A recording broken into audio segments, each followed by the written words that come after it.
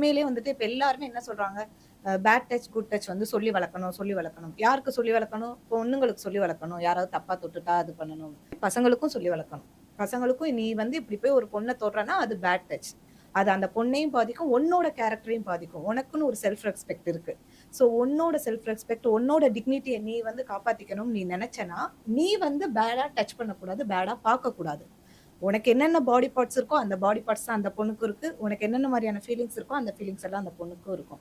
உனக்கு அடிச்சா வலிக்குமா? அதே மாரி அந்த பொண்ணுக்கும் அடிச்சா வலிக்கும். அப்படின்றத சொல்லி வளர்க்கணும். நெறையா பேர் வீட்ல இன்னமுமே வந்துட்டு பொண்ணுனா இந்த வேலைகள் பார்க்கணும், பையனா இந்த வேலைகள் பார்க்கணும்ன்ற ஒரு பிரிச்சு ஒரு செப்பரேட் இது வந்து வச்சிருக்கோம். நம்ம எல்லாருமே வச்சிருக்கோம். எல்லார் வீட்லயுமே வச்சிருக்கோம். ஸோ அதையே முதல்ல மாத்தணும். அந்த இதுல தான் இப்ப சார் சொன்ன மாரி பெண்ணுனா ஒரு ஒரு படி கீழ தான், ஆணுக்கு கீழ தான் அப்படின்ற ஒரு எண்ணத்த ஒரு குழந்தைக்கோட ஒரு சின்ன பையனோட மனசுலயே நம்ம விதைச்சிடுறோம்.